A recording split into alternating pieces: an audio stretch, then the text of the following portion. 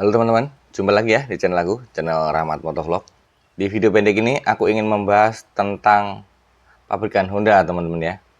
Yaitu pengakuan langsung dari pembalap LCR Honda Johan Zarco teman-teman ya. Yang mengaku bahwa pengembangan Honda atau proyek Honda di 2025 itu sama saja dari proyek Honda tahun 2024. Bahkan kata Zarco lebih buruk proyek Honda 2025 daripada 2024 teman-temannya.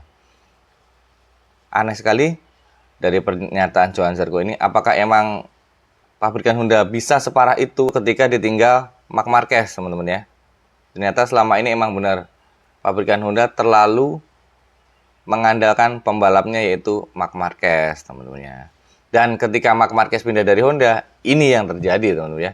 Dan sebenarnya ada apa sih tentang pabrikan Honda? Ada apa sih dengan pengakuan Johan Zarco yang mengaku proyek Honda 2025 lebih parah dari tahun 2024? Ini beritanya teman-teman ya. Pembalap LCR Honda, Johan Zarco, melontarkan pernyataan pahit terkait timnya. Dia menilai proyek Honda di MotoGP sejauh ini belum menunjukkan tanda-tanda perkembangan yang signifikan. Terlihat sama persis seperti tahun 2024, atau bahkan bisa lebih buruk. Zarco menuntaskan musim 2024 dengan finish di peringkat ke-17. Pembalap asal Prancis tersebut menjadi pembalap terbaik Honda lantaran bisa finish paling tinggi dari pembalap Honda lainnya seperti Takaki Nakagami, Johan Mir, dan Luca Marini, teman-teman ya. Dan pertanyaan dari admin sendiri nih, kenapa Johan Zarco bisa menjadi pembalap terbaik sedangkan Zarco adalah pembalap tim satelit teman-teman ya, bukan tim utama Honda yaitu Johan Mir dan Luca Marini. Dan menurut admin sendiri, untuk Luca Marini sendiri itu menjadi pertanyaan teman-teman ya. Kenapa ketika di Honda Luca Marini itu selalu berada di posisi terbuncit teman-teman ya dari pembalap Honda yang lain. Padahal dulu kalau teman-teman ingat nih, sebelum masuk ke tim Repsol Honda, Luca Marini digadang-gadang bisa next Marquez atau bisa menggantikan posisi Marquez, bisa setara dengan Marquez di Honda. Karena apa? Karena bakatnya lah, apalah ginilah, atau pengalamannya lah. Ternyata kalau menurut admin sendiri, itu tuh karena disokong dengan nama besar Valentino Rossi teman-teman ya. Karena di belakang Luca Marini ada Valentino Rossi dan atau yang seakan-akan mendongkrak popularitas dari Luca Marini teman-teman ya.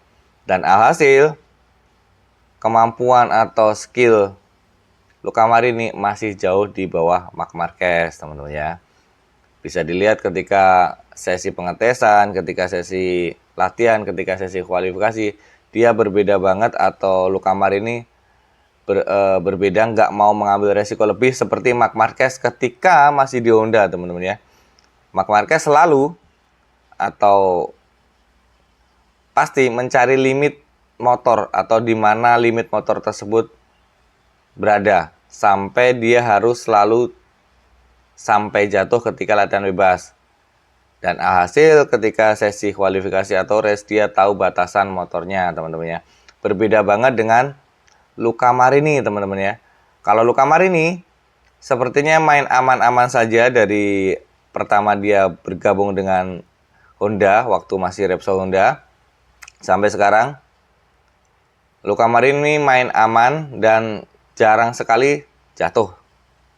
Itu menunjukkan bahwa Luca Marini kalau menurut admin sendiri kurang berani mengambil risiko dan kurang berani mencari tahu seberapa jauh limit dari motor Honda teman-teman ya.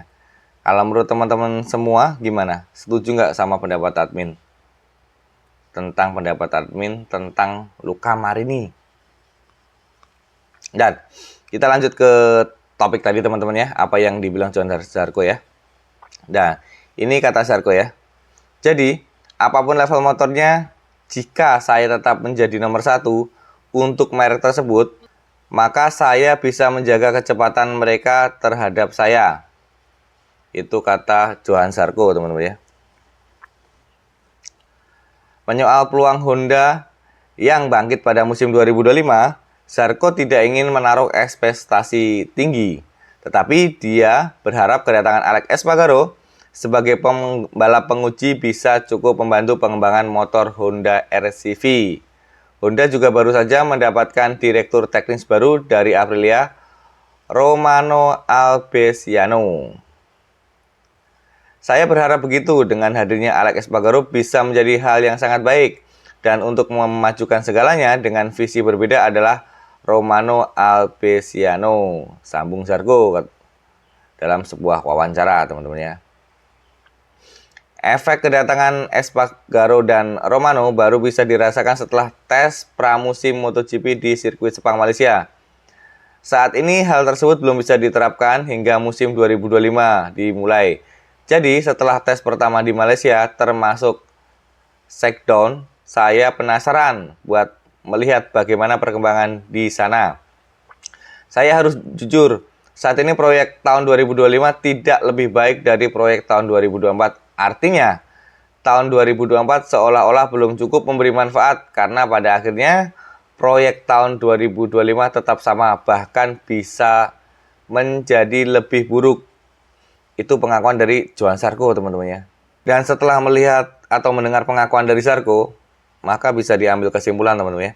Selama ini pengembangan Honda itu bisa dibilang stuck atau mungkin jalannya terlalu lambat, terlalu tertinggal jauh dari para kompetitornya, teman-teman ya.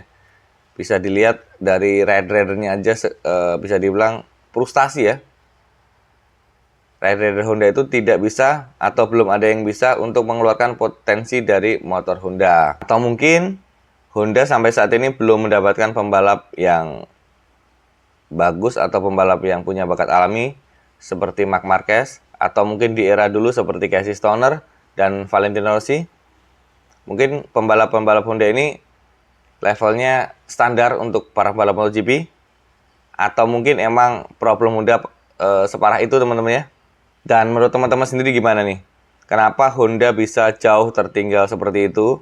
Kenapa pabrikan Honda bisa stuck pengembangannya? Atau mungkin kenapa para pembalap Honda atau rider Honda tidak bisa merangkak ke depan?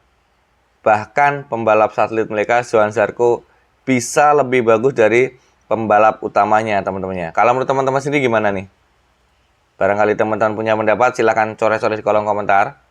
Pendapatnya apa dan alasannya apa, teman-teman ya. Dan seperti biasa, paling cukup sekian video pendek dari admin. Dan jika teman-teman suka dengan video admin, jangan lupa like, komen, dan subscribe.